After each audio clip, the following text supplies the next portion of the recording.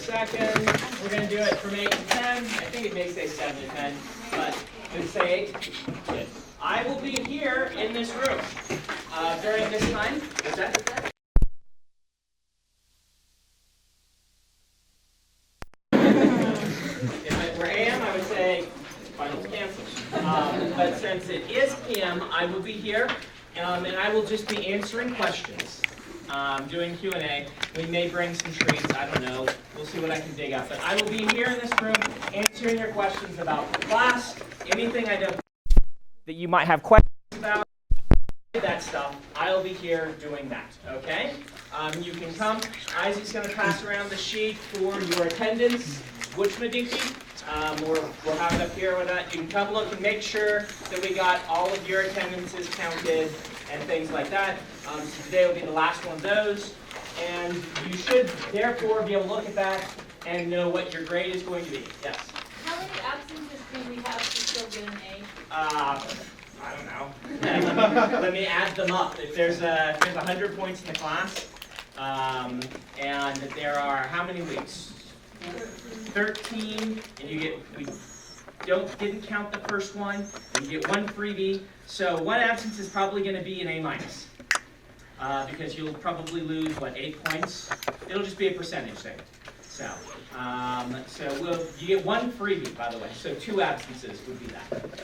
So yeah, I'll just have to run the math, but it's going to be the number of class periods with an equal number of points assigned to each one. What's that? 9 for each. So in 81, if you've missed 2, you get an 81. If you've missed 3, you get you get 91. If you missed 3, you get an 82. So I mean, it's a pass-fail kind of class, not really, but all you have to do is be here. So I don't feel terribly bad knocking you down huge grades after I give you 1 freebie. So if you've missed a lot, and you have a sob story, talk to Isaac, and he will work with you. It works so much better if you can go to students with disabilities, and you can get a letter from them explaining your disability, what caused you to be gone, and then we can work with you very easily. In those cases, if you've had that, we will get you the videos of the weeks that we're gone, and you can write up some of those days, and you can still get your grade. All right? So, but going to students with disabilities is very important for that. It's a structure that the school has set up in place so that people don't just fall basically planet. They go and they are getting help and counseling because missing a number of class periods like this usually becomes endemic, and missing a lot of class periods for a lot of classes it is kind of a death spiral. And so we want you doing something about it rather than just missing 3 classes and then deciding that you're done for it. All right? So, any other questions on that? Show up if you have questions. We will have the workshop portion will be coming in and turning in their last work that day, and things like this. But you do not have to come. This is completely up to you if you want to do it. We're going to pass around the sheet. This sheet, one of the writing groups is wanting to keep writing groups going. And so what this is you can sign up with your email if you want to form new writing groups. If yours is dissolved or something like that, if you want to be involved with people in the class who might be starting up writing groups, you put your name and your email on this, and she will email everyone all of these emails. So don't do this unless you want to get your email emailed to all these people. But then you will be in touch with everybody who is interested in maybe starting writing groups, and you can therefore start up other writing groups. I've mentioned before that the writing group I started in this class, when I took it 10 years ago, was not one mandated by Dave when he taught it, but I started it up myself. And right now we have 3 people in that writing group who have sold novels, of 5 of us. And one of us is a full-time editor. So 4 out of 5 in our writing group having careers in science fiction and fantasy publishing is a really good number. That happens quite frequently where people who are like-minded and like-motivated get together and act as a support structure to one another. So if you've enjoyed having a writing group, or if you didn't get in one at the beginning and want to be in one, you can sign up on the sheet. And I am not in charge of this. This is extra curricular, so they'll be in charge of it. So I take no responsibility for how it works, but hey, it's a chance. All right. Isaac is going to bring in something to hand out for you all to also sign. I'm hoping you're all willing to do this. We can't put these lectures up online, BYU has decided, unless you all sign to say it's okay. If you notice, the lectures went down, and this is because the Copyright Office, and we want to, they are filming this. They are providing these resources, so it is important that we follow their rules and guidelines, but one of those rules and guidelines is that you all sign to say, yes, I understand, the back of my head might be on YouTube. If this is an issue, we're snickering there, I can see a legitimate issue that people might have a concern with this, come talk to me afterward, and we'll talk in private about that. But otherwise, we'll be passing around these sheets. I don't want to snicker about something that could be a very legitimate concern for some people who are in the witness protection program, or snickering, I'm sure there's got to be, like, yeah, someone, I mean, there could be a legitimate phobia that someone has about this, so, but, or they could be in the witness protection program, and the mob will find them. By the back of their head. All right. So today we are going to talk about agents. I want to talk a little bit more about self-publishing. I want to talk about taxes for writers, and I want to do a Q&A. I hope I'll get to all of this. If I don't, that's why we're having a 2-hour Q&A session at the final. I announced this already. So, we are going to pass this thing around, and please, oh, it's a talent release form. Awesome. The backs of your heads are very talented. Take one. Please indulge me and fill this out, and then turn it in afterward when you turn in your sheet. And again, if you do have a concern, I promise I will listen. We're making fun, but I understand there could be a legitimate issue here. So there's that. We have the contracts up here. If you want to see the contracts, we will have these up here for you to look at after the class again. Anything else? Oh, yes. Your attendance record thingamabopper is right here. I see a lot of people not having, most people having everything X'd out, meaning you did it, but this is up to date for now. So we will put this up here, and I will have you, if you want to come talk to Isaac, no. If you want to come talk to Isaac after, just come up and look at this. We'll do that after. Is that okay? You come talk to Isaac, make sure, and talk about your absences and things like that. Once again, you get one freebie, no questions asked. So, all right, so, time to turn on the fire hose again. Lots more information coming at you. That's what these 3 class periods are the fire hose. I want to talk a little bit about self-publishing, to piggyback on what Joe said last week.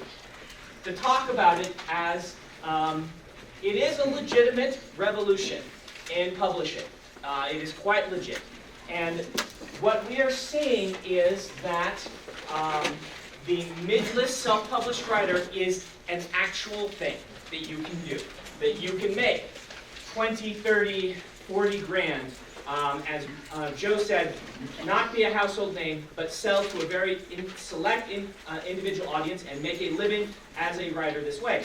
It is well worth considering. That said, since print continues right now to be, depending on who you talk to, around 50% of the market or more, getting a New York deal can still be very lucrative and can get you a wider audience. All this stuff we talked about on the first day that the publisher does, those are important things. And so the reason you right now, as a writer, this is something you need to be considering. You need to be considering, what are my opinions on self-publishing? What are my opinions on traditional publishing? And am I willing to trade the bulk of the profit in exchange for all of these things that we talked about? The editing, the distribution, the cover, making the cover and all of this sort of stuff. How much is that worth to you? For some people, being in control of everything yourself is worth more than the potential larger audience. That control aspect is king, being completely in control, being able to react to the market very quickly, being very self-motivated, wanting to do your own covers. For another person, I have friends who are like, I would never want to do that. It is worth even more than they would charge to not have to do that and only have to work on the writing aspect. And so most of us, I think, are going to fall between these two lines. And I would suggest to you that you weigh all of this. You go look at what some of the people are saying in self-publishing. One of the resources is the Newbie's Guide to Publishing by Joe Conrad, whose website is very pro-self-publishing. I do think that he is rah-rah. So that's like going to the Democrats to ask about what the Republicans believe, going to him and listening to what he says about traditional publishing. But there are some of you in this room that all that perspective, you'll say, yeah, that makes a lot more sense to me. I like this perspective. There is no right answer. There are lots of different perspectives on this. So he's got one where you can go and you can talk to him, and he links to a lot of people who are kind of in this same sort of camp. I would say to newer writers that because we are in a state of transition and flux, that your best bet right now is to be doing both. Your best bet is to be targeting a certain number of projects at the traditional publishing model and targeting a certain number of other projects at the self-publishing model. All right? This is because all of this is entertainment and there is a large amount of dice rolling involved. Do you get lucky? Does your premise grab an audience? Do you get it on the desk of the right editor who falls in love with your writing? All of these things come together to potentially create a bestseller out of you. And the more places that you're trying to do this, often the better off you are. Now there is something you're giving up on this. Self-publishing no longer has as much of a stigma as it used to do. But there are still some people who consider self-publishing with a stigma, and if you were to say, I'm a self-published writer and here's my book, there are a few editors who I think it's short-sighted, but would say, well, I'm not interested in someone who's self-published. I'm not interested, they're doing their own thing. More often, I'm finding that editors are looking and seeing what is doing well self-published and trying to see if they can then package that in a print edition. What is selling really well in self-pub tends to be, as Joe mentioned, the shorter works that are in a series. If you have something that is naturally like that, it is something to consider. These novellas, for those who are in my class right now, the workshop part, they wrote 35,000 words this semester. 35,000 words is the length of a lot of these novellas. I'm not sure exactly the length of what Wool's serializations were. You could look that up, but that's sort of thing where you could release as volume 1 and do 2 of these a year just for your self-publishing career and see if that takes off. Because you do need a large number of works and you often want them to be serialized and things like that. So, yeah. So if you get something self-published like that, can you then later get it actually published in English? Yes, you can. In fact, it's happened quite a bit lately. It depends on your sales. The thing about self-publishing is they can look at the sales and say, this tells us as a larger model of how well this would do. And so you have to kind of make some waves with it in self-publishing to then land the print deal. Because one of the things you've got going for you as a new author unpublished, this is an advantage, is you are an unknown. When you look at all this money stuff that we talked about, for a writer like me, they can go and say, here's how many books he sold in his last book. Here's our expected profit on publishing another one. This is how much we can pay in advance. For you, all of those numbers are imaginary right now. When they go, they could say, well, this we think will sell as well as Divergent did. And they can pretend that it will, because my agent says they are imaginary numbers. And so they can run their P&L, their profit and loss sheet, based on you selling that many copies. Because you're an unknown. It could be anywhere on the spectrum. And once you become a known factor, you give that up, and what you want to be able to do is replace it with successful numbers where they say, look, I've been able to sell 40,000 copies of this on my own. If I can sell 40,000 copies, think how many you can do with a national distribution and a marketing campaign, whereupon they come and do things like this. There is an author who recently did this, and he considers that he's not 100% sure that the print edition was worth the work, because he gave up his ebook better royalty to also get a print edition. And what's his name? No, the author that's talked to us, science fiction fantasy, published in Orbit. He gave us a copy of his book, like 3 copies. They're pretty good. No. What's his name? I know his name. He's on Twitter all over the place and on Reddit all over the place. He's a nice guy, too.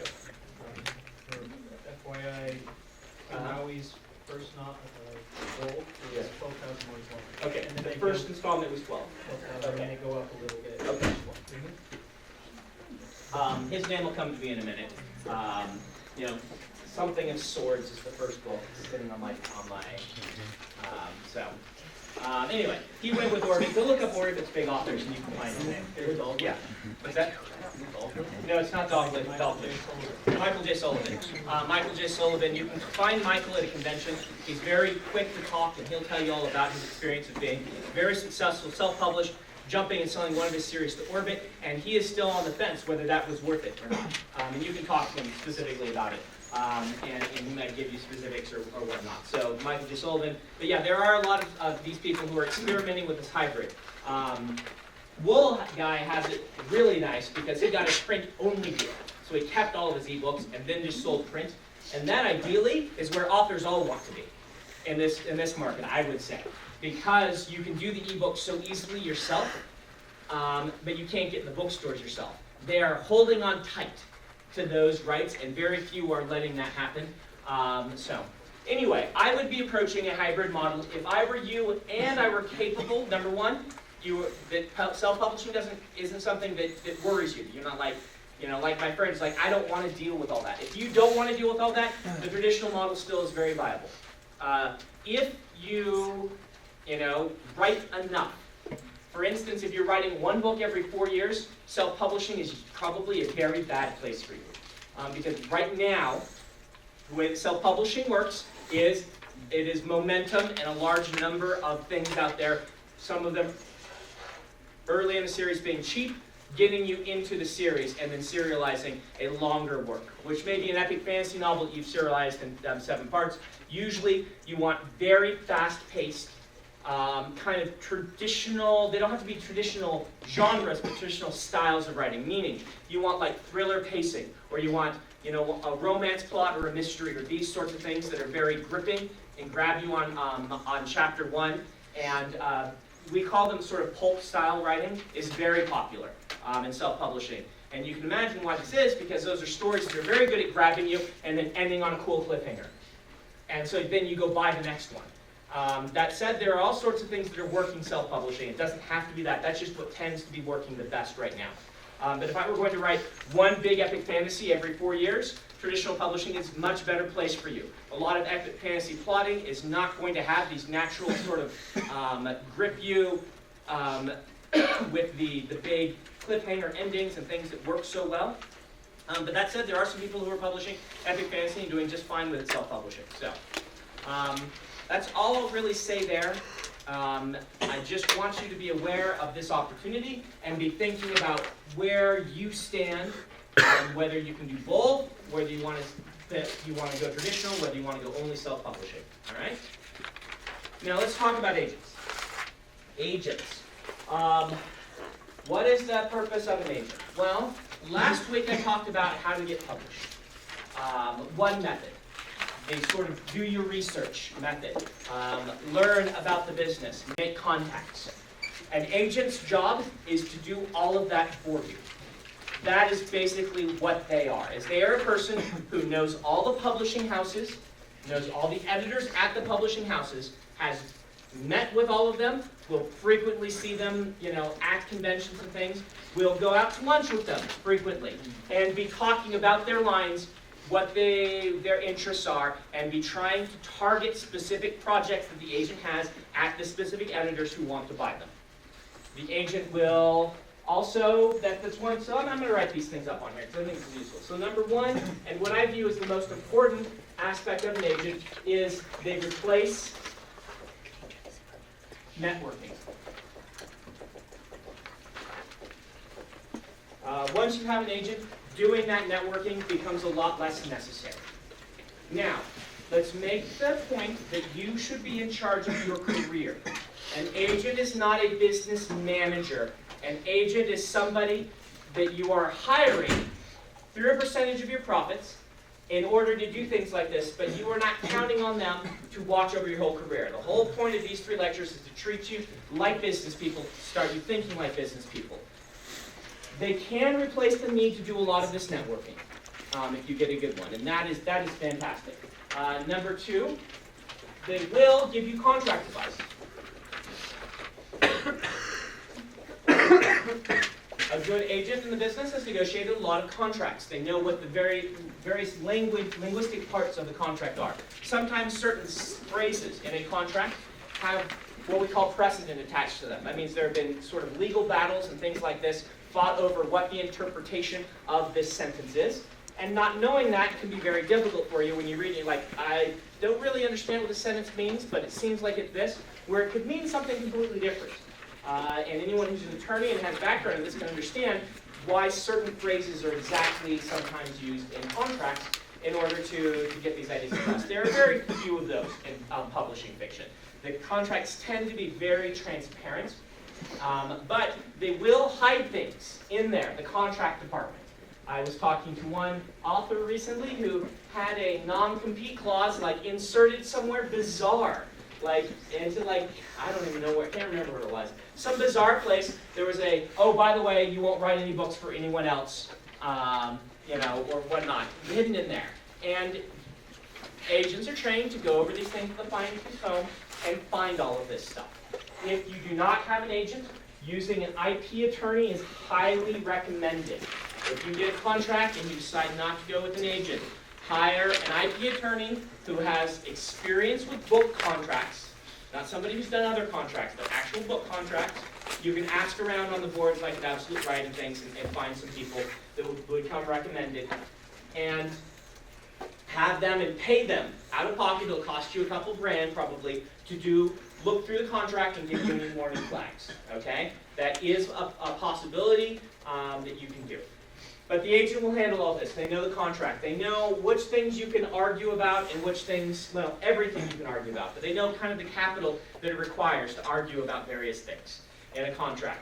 Getting them to budge on certain things is much harder than getting to budge on other things. How did you handle Elantris? Elantris, I had submitted Elantris to Tor Books.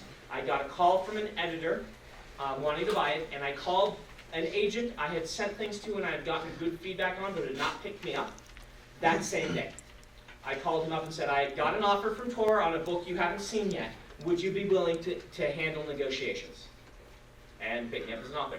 I wanted an agent, and so that's what I did. So in that case, every friend I've had who's had an offer like that, every agent they've contacted has at least been willing to consider them very seriously. This is basically free money, right? Because the hardest part is this, the selling the book.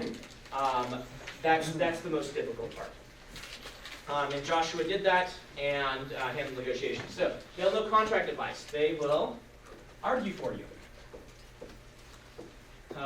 If you are not natively somebody who likes confrontation and deals well with it, having somebody whose job it is to be the bad guy or the bad woman when they go in to fight is really nice for keeping a good relationship with your publisher and your editor.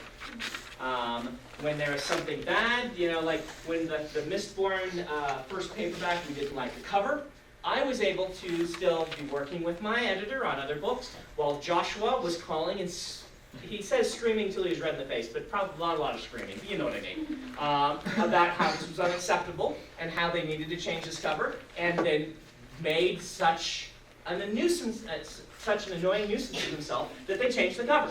It was basically because he was so annoying, right? Yes, how a lot of things get done.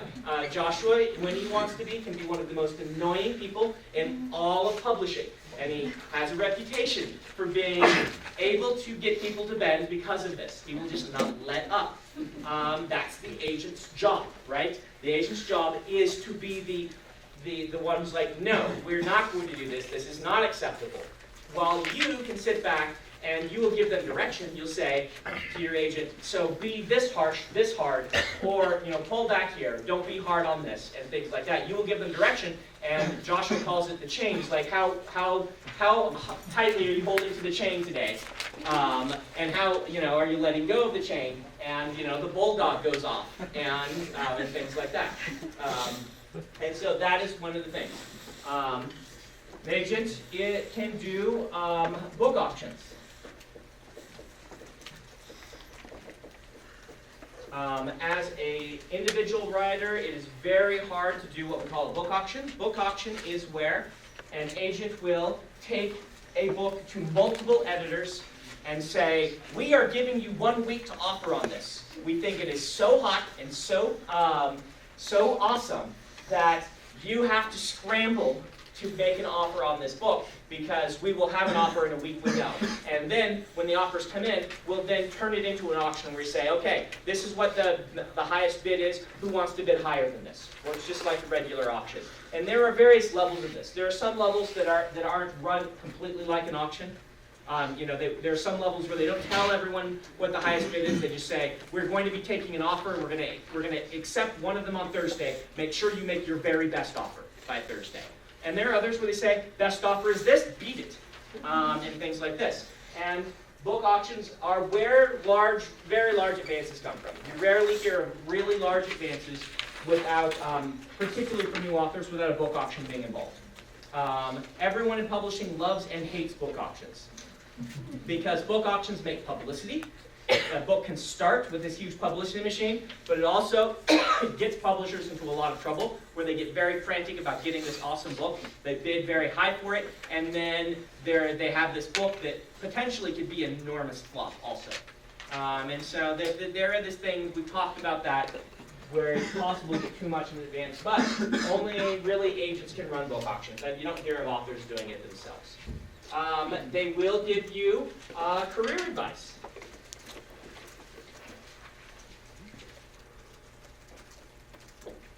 Career advice. Again, they should not be your business manager. They should be an advisor. They've been around in the business for a long time, theoretically, and so they should know the business and be able to say to you when you ask a question, what do you think here? They should be able to give you the pros and cons and give some advice. That can be very helpful, particularly when you're a new author. Let's see, what else do agents do? They will give usually feedback on your piece. This is a point of some contention in recent years, because what happens a lot now is, slush pile reading has over the years been moved increasingly onto the agent's shoulders. And it's become, the editors still do read, but the agents read a lot more slush, searching for that diamond in the rough that then they take and they pitch. Because of this, most agents have raised their fees, their commission, from 10% to 15%. 10% was the standard in the 80s and early 90s, and 15% is the standard now. And this is directly a shift relating to the fact that they spend a lot more of their time reading slush than they used to. And so, at least that's the excuse they give. And so what a lot of agents do is they will act like editors without being able to give you any money. Okay? Which is something to consider. When an agent says, I think this will sell better if you make this revision, and this revision. Or they even send you a letter that says, I like the book, but it had these flaws. And you revise according to their suggestion, which is, depending on the agent, often a pretty good idea to do. Try out, see what their suggestion, if you like the book better, if it is good editorial advice. That'll tell you if that's a good agent to work with, for one thing. But then you do all this work and send it in, and you have not made any money by revising. And then, sometimes you will get that, and the agent will say, yeah, you fixed those things, I still think this is a problem, and here are several other things to revise. And you have stories of authors who will spend 2 or 3 years with an agent, working on a project, waiting for the agent to pick them up. This becomes a problem. And I would say there is nothing wrong with getting feedback from an agent, and then trying out their feedback and seeing if you think it makes a better story, and if it does, sending it back to them and seeing what they say. But endless rounds of this are not going to serve you well. At some point, you need to say, I think that it is ready for submission. Will you accept me as a client or not? And if it's not, then you take it to other places. And so don't let, agents will try, and they're doing it mostly out of the goodness of their hearts. They want to have the perfect piece to take to editors so they can sell it really big. But at some points, they are not an editor. This is their job, with this is kind of a side benefit, okay? And a lot of them have really good editorial eyes, but don't let this dominate your relationship with agents. Don't pin all your hopes on one agent working on one project. Always be submitting those books to other places as well, at least to other agents. And always be asking yourself, is this feedback good feedback? When I tried it out, did it make my book better? Don't spend years on one piece with an agent. Now, you may send them something else and see what they say on that. A lot of agents, they're waiting to see, can you revise to editorial demand? That's somebody that they know they can sell better because they can go to the editor that then say, look, this person, I made these suggestions, they revised really well. They know what they're doing. They can say, this book got this much better, think how much better you can make it. They also can say, look, the author also has sent me 3 books in 3 years. They write at a nice clip. This is somebody you want to pick up and support as a writer. The criticism of this is and the danger is that some authors accuse agents of not wanting to jeopardize their networking with books that they don't feel are 100% wonderful. Meaning they've done all this work and now they only want to send the perfect books to those editors, which means that they're putting kind of their reputation ahead of selling your book, which puts you in a bad position as a writer. Okay? So these are things to be aware of. One other big thing that an agent will do is they will handle your foreign rights. That says foreign. Foreign rights are kind of in the agent's domain. It's very hard to sell your own foreign rights. I'm sure there are people that do it, but even authors I know who are their own agent, Lee Modesett is his own agent. If you want to go talk to him at LTUE or something and ask him about it, he has an experience. He was an economist, and he lived in DC for a long time and has a lot of contract experience, and he knows how to negotiate on his own. He's very comfortable with it, so he does this stuff himself. He still has an agent for all his foreign rights. Because maintaining relationships with these foreign agencies and foreign publishers is just something, it's very difficult for you to do. To go fly to London and to Frankfurt or Hamburg, whatever the one in Germany is every year, meet with all of these agents, go to the Asian ones occasionally, meet with all of those sub-agents, finding agents in country who you can work with who will then take your books to publishers and sell them foreign rights. A lot of agents are making this a specialty these days because it is one of those areas that is very hard to do on your own. And so an agency with a strong foreign rights department should be high on your list for picking an agent. Okay? So, all of this stuff, how do you get an agent? You may be asking me. Well, the trick is getting an agent is about as hard as getting an editor. You can go and you can meet them at the conventions and all these things like I talked about, and the same sort of thing happens. The good news is most agents I know are better about their slush pile than most editors I know. Agents tend to be business people first and then fans, from what my experience has been. They are fans, but they're business people. Editors tend to be fans first and business people second. Because of this, agents tend to be a lot better with the money.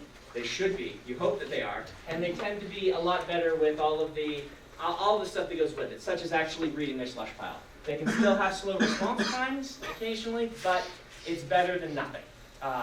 It's better than nothing. It's better than editors, I should say, the response time. So, getting an agent, usually one of the things to do is have a good query. And you can look online how to write a query letter. I'm bad at it. I'm not going to teach you how to write a query letter because I don't know.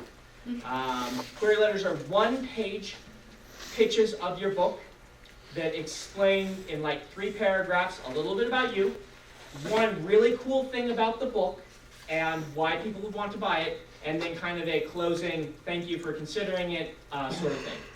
Often agents will want to query on its own. Sometimes they'll say query in sample chapters. You need to look at their webpage and determine what their submission guidelines are. So watch their submission guidelines, develop a good query, meet the conventions. Same way you do any of this other stuff, unfortunately. It is a hard road. This is why I, as a writer, spent my time both hunting editors and agents, because I figured it doubled the number of places I could send things, and if the agent took off first, great. If the editor took off first, I would go then get an agent, and that's what ended up happening with me.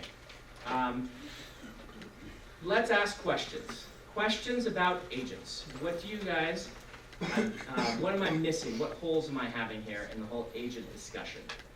Yes. Where's the main place that you look for agents besides going to conventions? Oh, good question. Online databases or? I would look for agents in the acknowledgments of your favorite authors, and look for agents who are acquiring new clients in the genres you're working in, who have clients you respect. That's an excellent question, because there is no guarantee that any given agent is a good agent. In fact, to become an agent, famously, my agent once said, all you have to do is print off a business card and put agent under your name. There is a group of agents that a lot of them belong to, kind of a professional organization. Not all the good agents belong there, and some bad agents belong there. So, what's that? Predators and editors. Predators and editors will list, yes. Agents that are reputable and agents that are not so reputable. They keep a running, so it's a good website. They'll say recommended or not recommended by people who have worked with them. Googling them, but really going to their authors and saying, would you recommend this agent? What's your experience been like? Watching the acknowledgement page, that sort of thing. Start building a database of agents you would like to work with, just like you build a database of editors you would like to work with. The thing about agents is most agents have broader interests than most editors.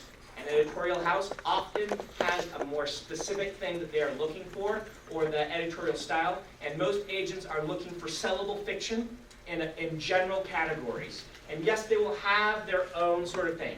Joshua really does lean toward things that are faster paced, but he also represents several epic fantasy writers, so they tend to be a little bit broader. They will generally be like, sci-fi fantasy focused, or like Joshua does, like sci-fi fantasy and mysteries, or you will have children's focused and things like that.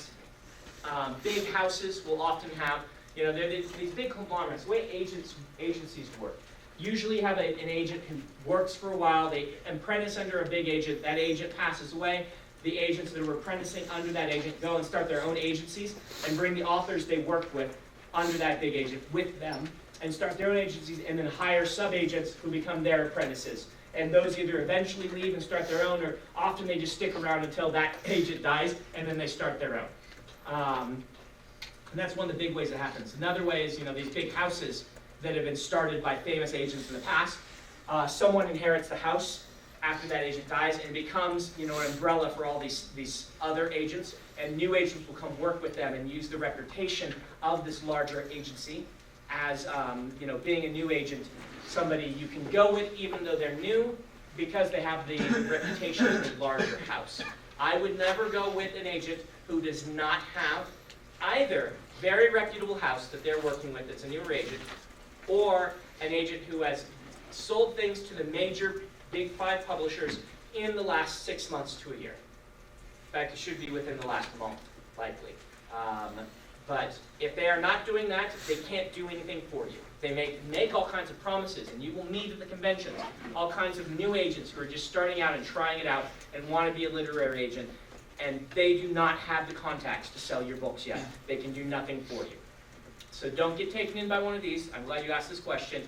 Be looking for people. You are looking, you're picking an agent like you would pick an attorney, or you would pick, a physician. You're not going to go to the person who's like, yeah, I decided to be a physician last week. I do have some experience because I've been to a lot of physicians in my life. And now I'm going to go be one. But a lot of people in the agency realm do this. And so be wary and do your homework and make sure that it's an agent who has a good reputation. And that's not too hard to find. with the internet being what it is these days. Other questions? Yes? What do you think of the Twitter thing, the MSWL? I have not heard of MSWL. What is MSWL? Well, that's the Manuscript wish list. Okay. hashtag, and then all these agents online say, I want this, and then you send it to them with MSWL. Seems like romance. Okay, if they are a reputable agent, sure. Do your research. Don't send to anyone who just says, I'm an agent looking for this. Do your research. But yeah, that's fine. There's all sorts of things that happen like this with social media. The best agents, you run into this situation where the best agents don't need to solicit for new clients. New clients are coming to them, and they have more options than they can take. But getting with one of those agents is very hard. So the sweet spot is like one of the newer agents who's very good, has an established house that they're working with, and has, you know, someone like Joshua looking over their shoulder and guiding them, and you come with all of their kind of legitimacy. One of the promises is that that young agent flakes out and leaves, that then the agent who's in charge would take over all those projects and things like that. That's kind of the sweet spot that is often what you're looking for. But that's not to say there are outlier opportunities. I know of some editors, for instance, who jump from editor to agent, who already have all these contacts and know everything about the business. They can be a safe bet. They're like, I'm going to be an agent now. I'm starting up an agency. They'll usually have 2 or 3 author friends who say, oh, I need a new agent. I'm going to go with you. And they'll already start with a good stable. But sometimes that can be a good opportunity. Things like that. But yeah, just keep your eyes open. Yes? When you start working with an agent, do you have any obligation to stay with them, or can you like? Oh, good question. Obligation to stay with an agent. So, the way publishing works right now, and many of the people in the self-publishing revolution world, these are sticking points for them. So perhaps it'll change, perhaps it'll never change. A lot of the things that happen in publishing are what we call for life of copyright. Meaning, when you sell a book to a publisher, you license it to them to publish it, they can publish it usually for life of copyright, with a clause underneath that if it sells fewer than this many copies in a billing cycle, that you can ask for the rights back, and then you can sell them to someone else.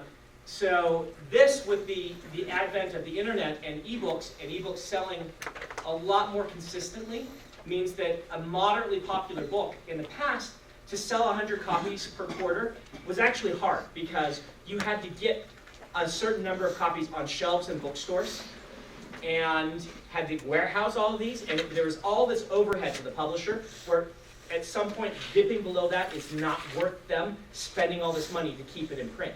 Now, the money to keep it in print is pushing yes on Amazon.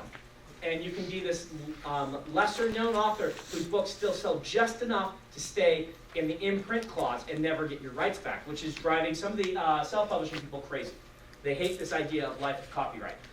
Agents work also for life of contract, okay? So, this 15% that you will have for an agent, any deal they negotiate, they get 15% of that for the life of that deal. Which means, as long as basically those books are in print under that deal, that agent's getting it. Even if you leave the agent, which is perfectly all right, happens all the time. It can be kind of a bad breakup sometimes. It's not something you want to happen, but it does. Then that agent still represents those contracts, and the money for those contracts will usually still go to the agent, who will then take 15% and send the rest to you. Now, this can be an advantage. Maybe I can write this under here. This is a questionable one. Some people like this, some people don't. The agent combines all your revenue into one 1099, getting some of this tax stuff. That means if you're with an agent and you sell to 6 different places, books, and you have royalties from this one other place that's paying you like, $10, but it's still $10, and it's all coming in, the agent then brings in all this money, sends on to you your amount minus their commission, and you get one 1099 form from the agent, which makes life so easy for taxes. I have one 1099, great. Where if you have 6 different places, plus all the foreign publishers, you've got a 1099 like from every one of them, and I have like 25 foreign publishers, and I have like 4-5 US publishers. So that is 30 different places that I would have to do on my taxes separately. Now I get a 1099 and I plug that one in. It's still complicated because of foreign tax treaties, and we'll talk about that. But it makes life a lot easier. Some people don't like this idea that the money goes to the agent first. This does present opportunities for embezzlement because of that. If the publisher sends the check to the agent and you aren't watching to see how much you get from the agent could take extra money if they were disreputable, and you would never notice if you're not paying attention. This is why you're in charge of your career, and you watch to see if the money that's been promised comes in. You look. Every agent, when they get the money, should send it on quickly to you along with a list of any disbursements, any money they've taken out. And usually an agent will charge you for very minimal things. You shouldn't be getting big charges from them. They will charge you for postage to send your books to foreign markets. It's one of the big ones. That's basically all Joshua ever charges us, isn't it? I can't think of much else that he charges us. But sometimes they'll take out, when they're like, we're going to ship 30 copies of Mistborn to foreign publishers to sell them, they will charge that to you. That's the sort of thing that you shouldn't be charged before you're making money. One big thing to remember is what we call, whose law is it? Someone's law. Money flows toward the writer. You can Google that. There's an author who said this. Money should flow toward the writer, meaning you should not be paying out of pocket to get an agent, to get an editor, to do any of these things. The cons are a separate deal. Yes, you pay out of pocket for the cons. But you shouldn't be sending money to an agent, usually. Yeah. And that extra stuff that Joshua is taking out is not very much usually. Yeah. Like, there's like $100 out of the check he's taken for foreign postage and things like this. It's very minimal. And it will be stipulated in your agent contract. When you get an agent, you should get a document. It should be very simple. It should say, agent's taking 15% on all deals they negotiate. This is how I break up with my agent, how either of us break up if we want to do it. This is how I get money to you, and this is what I charge you for disbursements and things like that. Those are things to look at in an agency agreement. An agent should not control your life. You should be able to sell things not through the agent even while you have an agent if you want to. You'll be able to self-publish your own books if you want to, and things like this. Now, it's good to have a good working relationship with the agent, not to be submitting to publishers around the agent's back. But some agents are like, I don't handle children's. If you want a separate children's agent, or if you want to sell the children's on your own, go for it. I handle this. And you will have to do your own discussion with the agent to determine how all that works for you. I was wondering how you were saying check on them. Yes. Is there a way that you can, I guess there's a place where you can figure out how many books were sold and what check is the Right. They will be sending you, good question, royalty statements. The publisher will send you royalty statements every 6 months. All right? So this period, there's so much stuff about this. I can't get into a whole ton of it. Maybe on the Tuesday I can talk about it, but you will usually get a royalty statement in November. That says November. And May-ish. November-ish and May-ish. And these are for the previous 6 months. Okay? This royalty statement will come. It will be a big spreadsheet, and it will break down your money, how many copies have sold, how many returns there were, how much they're keeping as what they call reserve against returns. This is if they publish your book in December, and they ship out 40,000 copies, and they're pretty sure, normal returns being what they are, that they're going to get 8,000 or whatever of those back. So they won't pay you for all 40,000 they shipped. They'll pay you for expected sales or things like this. It's very complicated what they're paying you for, and they will try to hold back more than they really should. And your agent will be like, no, we show that you sold this many. You know you sold this many. Pay us those royalties. But you can look on that and see how much they're sending you. It will say, check number this, sent on this date for this much, broken down by these books and their earnings. And then you see if that check came and what's been deducted from it. It actually should be all very transparent. You can always ask the publisher also for these things. Now, if you do not like this, there are people who have the publisher split. The publisher sends 15% to the agent and 85% to the author. It is possible. I know some people who do it. It's a headache on your part, but also it means that you're more in control. Agents don't really like it that much, but I haven't heard of any that will not let it, will drop an author for having it happen. how does having an agent affect doing like hybrid with self-publishing? For me, so far, what's happened is for my 2 hybrid books, which are Legion and Emperor's Soul, my agent handled the print, and I did all the digital. And it's just straight down the line. We whatever contract Joshua negotiates, he gets his 15%. I should mention it's 20% for foreign, because 10% goes to him and 10% goes to the foreign agent. But he takes his percentage on that, and we do our own thing on self-publishing, anything we self-publish. Just like any short stories that you send, often are not the agents going to have anything to do with, and unless you bring the agent in to negotiate a certain contract, you just do it yourself, and things like that. Okay? Okay, is that clocked? How is that clocked? It's 6 o'clock right now. It's 6 o'clock, so it's about 5 minutes. So. Well, no, wait. Whoa, look at that. I've been doing that all year. Wow. Yeah, last week it was working. Okay. And now, wow, 15 minutes faster than last. Science fiction. I should also point out it's 5 hours slow. 5 hours slow, yeah. All right, so let's get into a little bit of taxes for writers, okay? Emma, feel free to pipe up anytime if I say something wrong. I am not a tax professional. Okay. And I should say, the things that I am telling you are my experience, but they are not, necessarily legal advice, right? I am telling you what I've been through. Go to a professional about these sorts of things. But here's some things that happen. As a writer, you are considered an independent contractor as far as taxes are concerned. You are a small business owner, even if you haven't actually started a small business. That means instead of a W-2, you get a 1099. This is what's sent to a contractor. What this means is, the big difference here is they are not going to withhold anything. They are not going to pay your Social Security. They are not going to pay your self-employment tax, as we call it. They are going to just send you a chunk of money.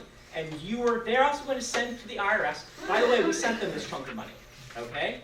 So the IRS knows that you have been paid a bunch of money by tour books, and they're going to expect you to account for it in your taxes. Now, this can get a little complicated.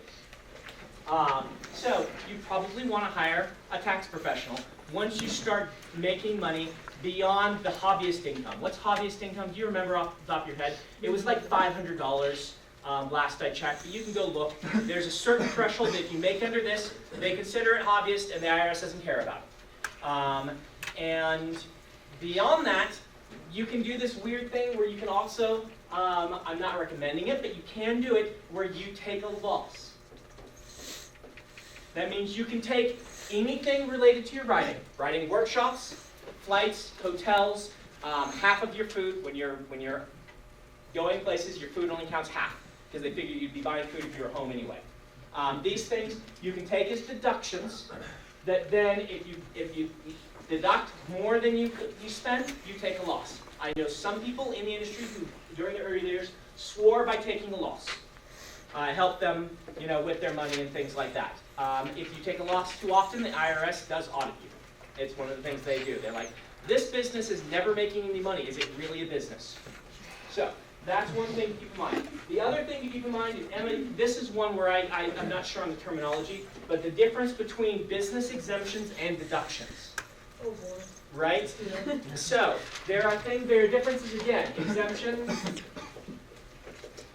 versus deduction. That is kind of complicated. The idea with a business exemption, can you give us tell us what one is? Do you have any? I'm thinking on because she's an accounting major. Okay. So deductions is like it's all like personal. I think Yeah. that business exemption is if you are what was it? You might have to be with. You might have to have a business. Yeah, to do but it's like exemption. an actual business. Like Right. it's not you're the author. It's like if you Yeah. have like a publishing business or like you have an editing business. Like it's Right. not just like I do freelance, but Right. it's an actual like company that you register with Right. all this registries over there. Either way, and we'll talk a little bit more about doing that. Your business expenses are a little bit different than your deductions. You can take business expenses and still take the standard deduction in a lot of cases. Yeah. Okay, so yeah, with that, It's business expenses. exemptions Yeah, and the are, expenses. so it's so with the exemption, it's everything that, like, if you are a full-time writer, Yeah. everything that's related to your writing goes to business exemption, but the deduction, a married couple filing jointly, Yeah. standard deduction is $12,200. Single, it's $6,100. And with the deduction, it's if you have any personal expenses. So Yeah. like, if you have a mortgage on a house, on a car, if you have like 5 kids, and if you have, what was that? If you have charitable contributions, Yes. it's just tithing, that is the standard deduction, and Yeah. if your expenses exceed the deduction, then you can itemize those deductions. Yeah. But that's different from business stuff, which That's is the different for exemption. business stuff. Yeah.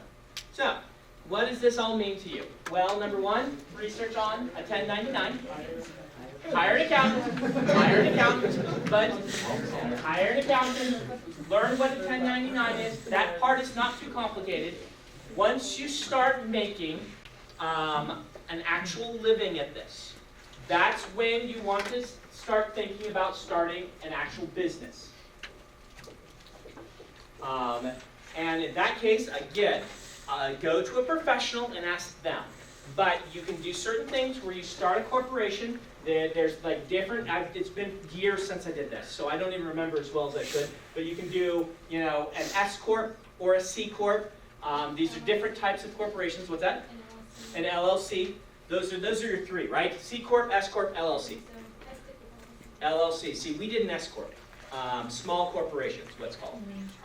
But you want to do that. I would say your big advantage in doing that, when we did it, the tax professional, you get your own, is when you start making over 30K.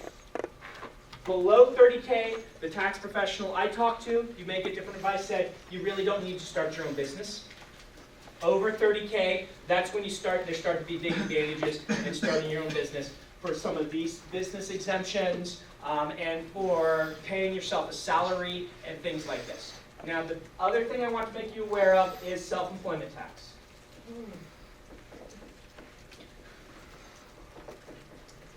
All right, so, again, it's been years since I've had to deal with this. My wife and our CFO took this all over.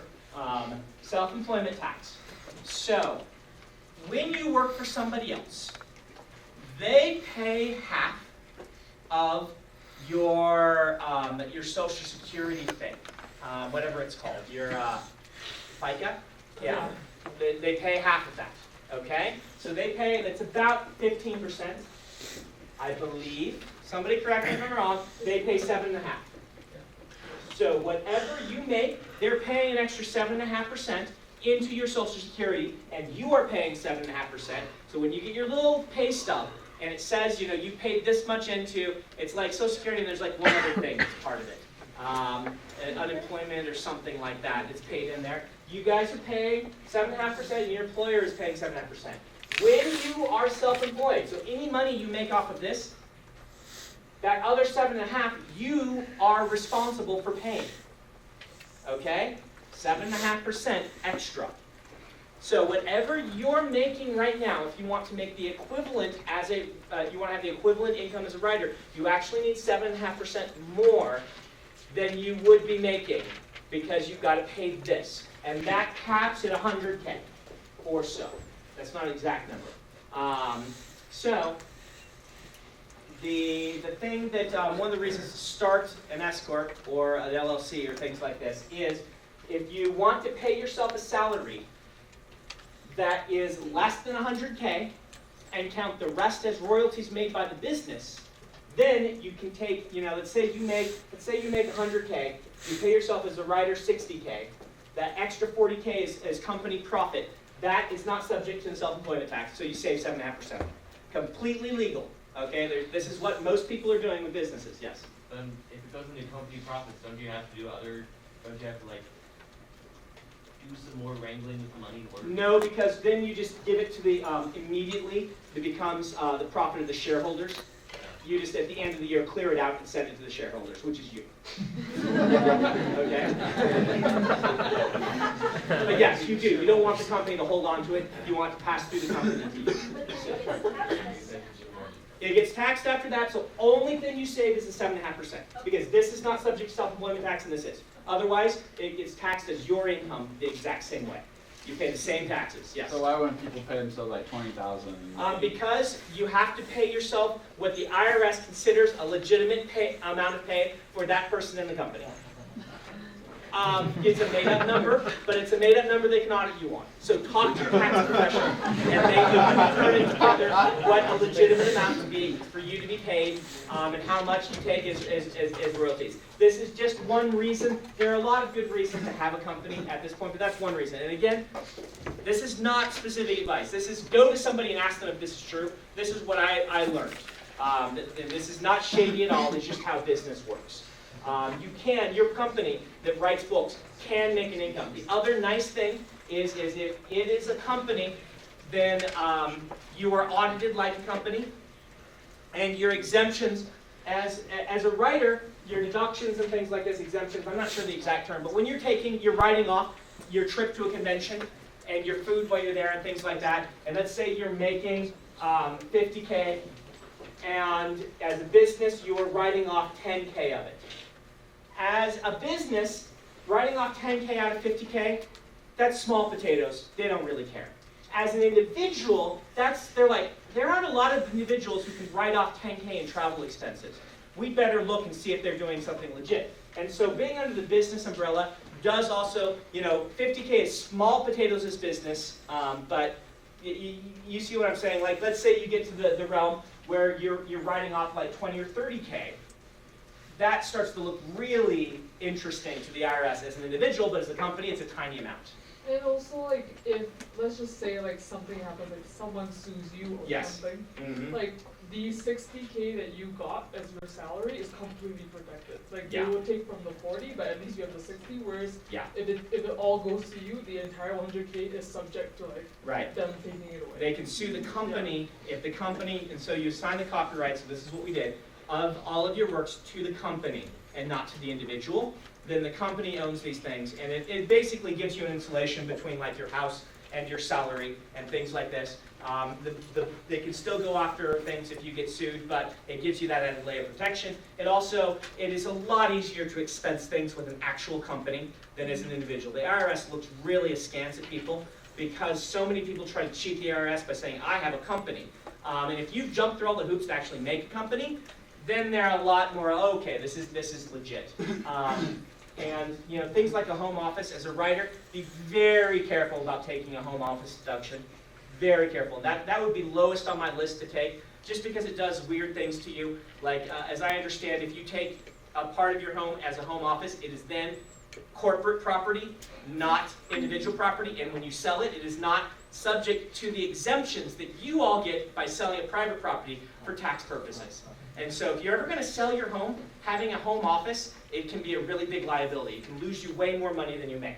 And this is because too many people in the past have tried to start up home offices, and then the IRS has found out that they're really not doing a business. They're just trying to take an exemption and things.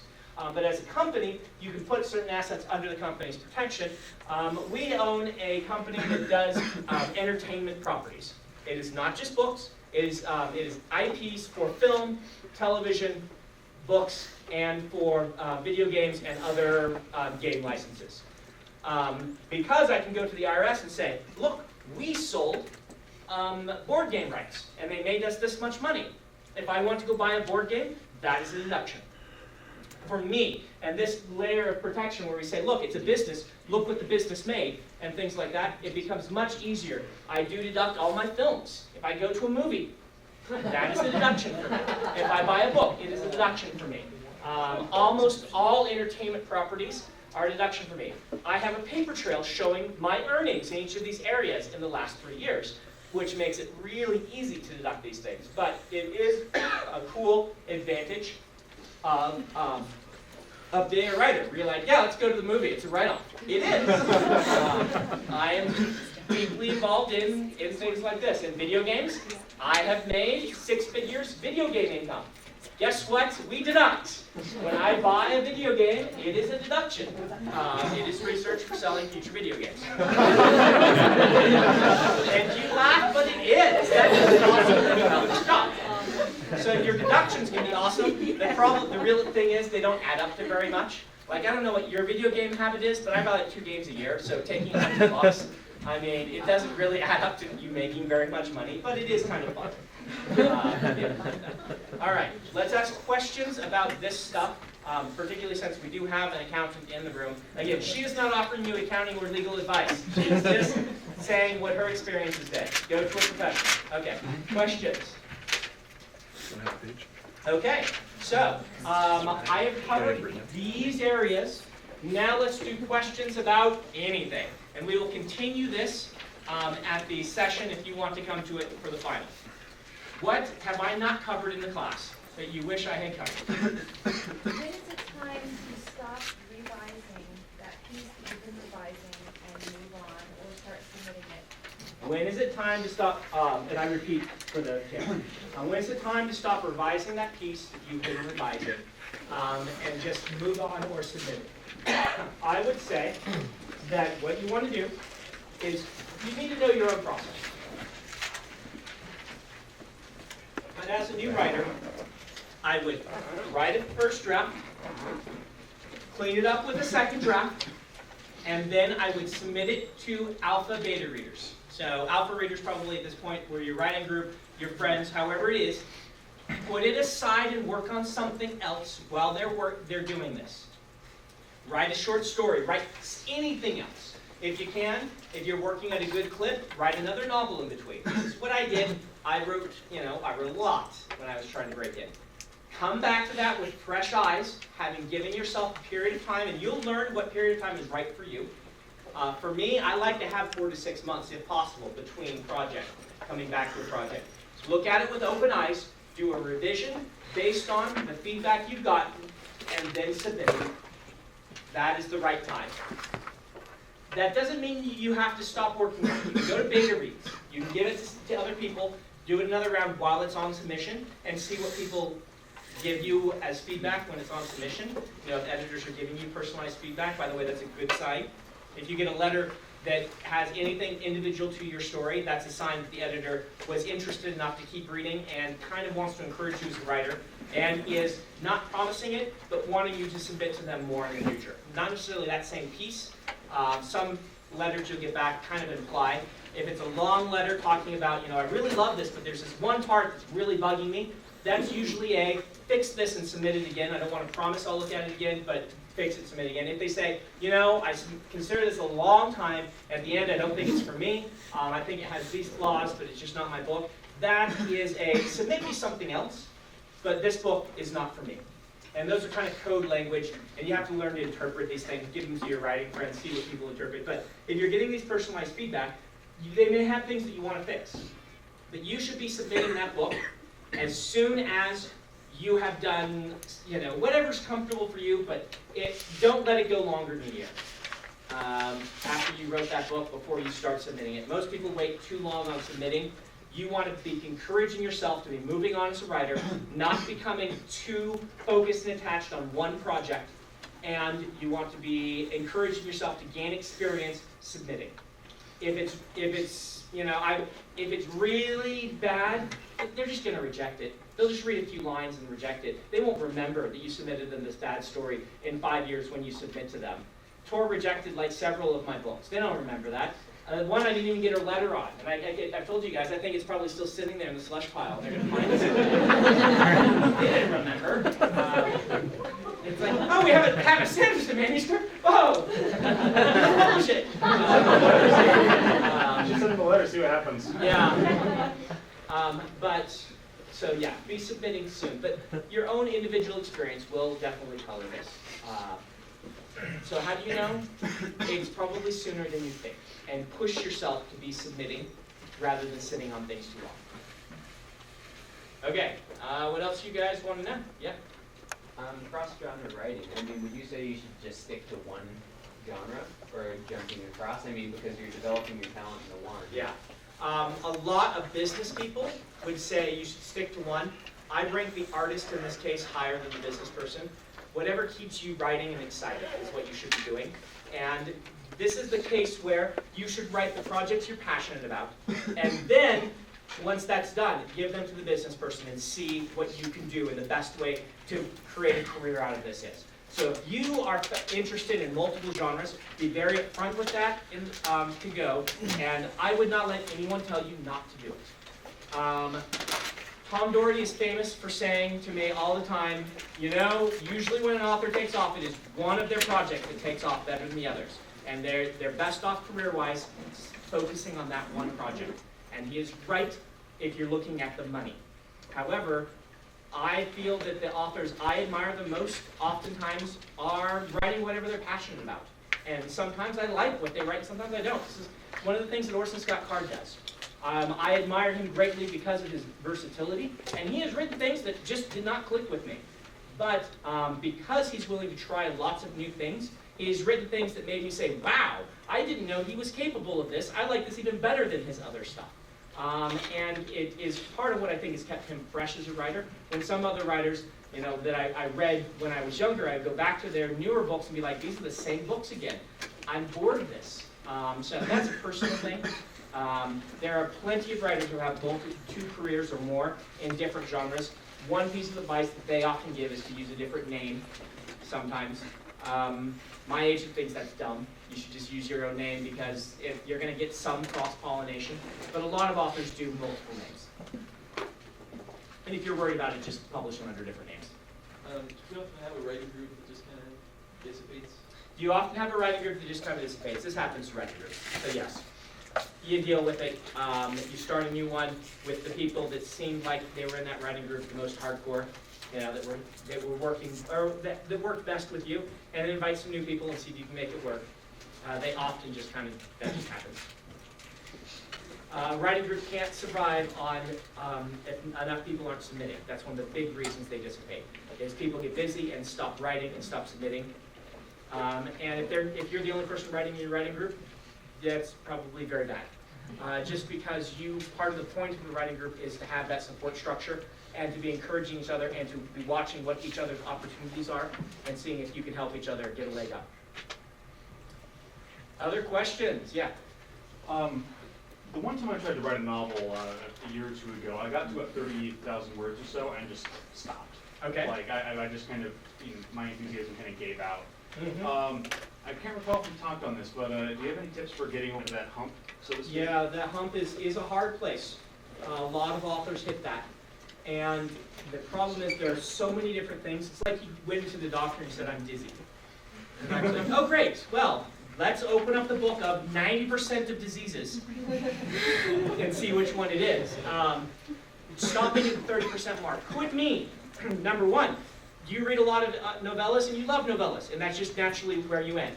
Number two, it could mean you aren't putting enough into your stories, meaning that you don't have enough complexity and enough of whatever, that you are getting bored with your story too early, and you can sense your readers will get bored too. There's not enough subplots and not enough things. It could mean that you naturally are someone who has to force yourself to put your nose to the wheel, and when something's no longer novel to you, keep working. In other words, you are, and this is the most common, is you just need to push past the part where you aren't a good enough writer yet to be writing something awesome at the 30% mark, but you can't become that writer without writing at the 30% mark long enough, longer. And that might just be it. You're like, this is now work. I don't want to do work. I want to do something else. That could be it, but that's not the only reason it could be. It could be that you would benefit from outlining and you haven't outlined well enough. It could be that you outline too much and you're not naturally an outliner, and so you wrote the life out of your story in your outline, and so now you're not excited by it anymore. Like, there's so many different things that can stop you at that point, because that is the point where it transitions from being fresh to work. And any of these little things can be like, oh, this is work now, and this other big thing, and so I am just not going to keep writing. Or it could just be that naturally you write it shorter, and you shouldn't be forcing yourself to write longer than is what is natural to you right now. Does that make sense? I would suggest looking at all those different things I said and trying a few of them, saying, should I outline, should I not outline, do I need to add more, do I need more conflict, more going wrong, or at the end of the day, the best thing to probably do is just push through it, write it anyway, train yourself. If you want to be a writer, you're going to have to work through the parts that are not fun. Is that still 5 minutes fast, or did it stop at the right time? It's about time to end. It's about time to end. Okay, so before you close all your books and everything, let's have a reminder. I will be here Tuesday, April 22nd, 8 until 10. Up here are contracts. Please turn in the little sheet that I gave you so that we can be all legal. If you have an issue, please come talk to me. Isaac has your attendance records. If I don't see you again, good luck with your writing.